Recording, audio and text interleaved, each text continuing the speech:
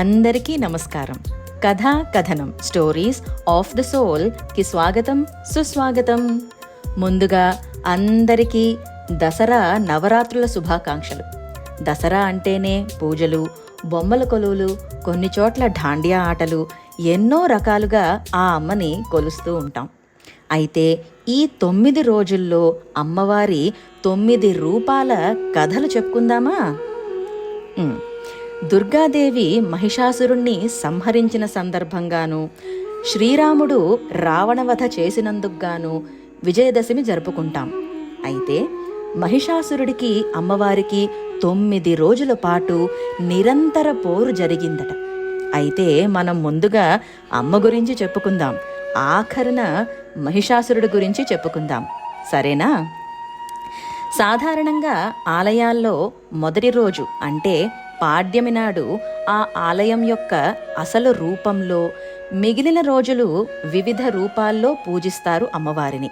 అయితే సప్తమి నుండి మాత్రం చివరి 4 రోజులు అన్ని చోట్ల ఒకే అలంకారం జరుగుతుందంట. కేవలం దుర్గాదేవిని పూజించే వాళ్ళు ఆమెని 9 రూపాల్లో పూజిస్తారట. ఓం ప్రథమం శైలపుత్రీ చ, ద్వితీయం బ్రహ్మచారిణి, తృతీయం చంద్రఘంటేతి, కూష్మాండేతి చతుర్థకం, పంచమం స్కందమాతేతి, షష్టం కాత్యాయనీతి చ, సప్తమం కాలరాత్రీతి, మహాగౌరీతి చాష్టమం, నవమం సిద్ధిదాత్రీ చ, నవదుర్గాః ప్రకీర్తితాః. ఈ శ్లోకంలో చెప్పిన ఒక్కో రూపానికి ఉన్న వైశిష్టత ఒక్కో కథ రూపంలో తెలుసుకుందాం. మొదటిది శైలపుత్రి. దక్ష ప్రజాపతి కుమార్తె దాక్షాయిని. ఈమెను సతి అని కూడా అంటారు. శంకరునితో ఆవిడ వివాహం అయ్యింది. దక్షుడు ఒక యజ్ఞం తలపెట్టాడు. ఊరిలో అందరినీ పిలిచాడు. అతని కూతురిని, అల్లుణ్ణి మాత్రం పిలవలేదట. అయితే తండ్రి చేస్తున్న యాగం చూడాలనే కోరికతో దాక్షాయని శంకరుణ్ణి అడగగా, పిలవకుండా వెళితే అక్కడ గౌరవం ఉండదు అన్న శంకరుడి మాటలు పెడచెవిన పెట్టి సతి యజ్ఞానికి వెళ్ళింది. అక్కడ ఎదురైన అవమానం తట్టుకోలేక వెంటనే యోగాగ్ని సృష్టించుకుని అందులో భస్మమైపోయింది. సతీదేవి మరణవార్త విన్న ఆగ్రహంలో శివుడు వీరభద్రుణ్ణి సృష్టించి దక్షయజ్ఞం నాశనం చేయించాడు. యజ్ఞం నాశనమైనా దాక్షాయిని మాత్రం బ్రతకలేదు. ఈ బాధలో శివుడు దేశాలు పట్టి తిరుగుతూ ఉండగా వజ్రాంగుడి కుమారుడు తారకాసురుడు తపస్సు చేసి బ్రహ్మ నుండి తనకు సమానమైన వాళ్ళు ఈ సృష్టిలోనే లేకుండా వరం పొందాడు. ఆ వరబలంతో దేవతలను బాధలు పెట్టసాగాడు.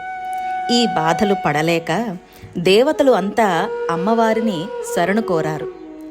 అమ్మవారు ప్రత్యక్షమై తన అంశతో హిమవంతునికి ఒక కూతురు జన్మిస్తుందని, తనకు శివునికి వివాహం జరిపించగా పుట్టే సంతానం ఈ తారకాసురుణ్ణి సంహరిస్తాడని పలికింది. కొంతకాలానికి హిమవంతునికి హైమవతి అన్న కూతురు పుట్టింది. ఆమె పార్వతి లేదా శైలపుత్రి. పార్వతీ పరమేశ్వరుల వివాహం జరిగి వారికి జన్మించిన కుమారుడు కుమారస్వామి. అతనే తారకాసురుణ్ణి సంహరించాడు.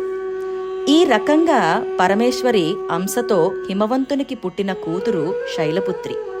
తెల్లటి ఎద్దు వాహనంగా కుడి చేతిలో శూలము, ఎడం చేతిలో పద్మము ధరించి ఉంటుంది.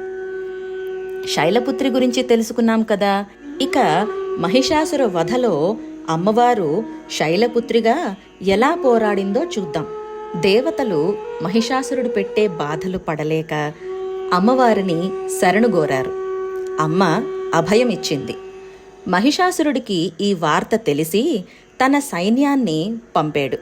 కాని శైలపుత్రి ఆ హిమాలయాల్లాగా స్థిరంగా నిలిచి త్రిశూలం ఎత్తి ఒక్క దాడితో ఆ రాక్షసులందరినీ సంహరించింది. దేవతలందరికీ అండగా నిలిచింది.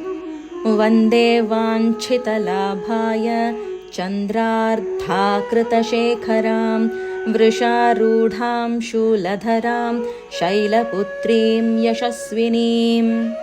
మన అందరికీ కూడా ఆ అమ్మ అండ ఎల్లప్పుడూ ఉండాలి. శ్రీమాత్రే నమః. ఈ కథను మేము కొన్ని పుస్తకాలు ఆధారంగా రూపొందించాం. తప్పులుంటే మన్నించండి. నచ్చితే please like, share and subscribe. వచ్చే కథలో బ్రహ్మచారిణి రూపం గురించి తెలుసుకుందాం. అంతవరకు సెలవు. Signing off. కథ కథనం, స్టోరీస్ ఆఫ్ ద సోల్.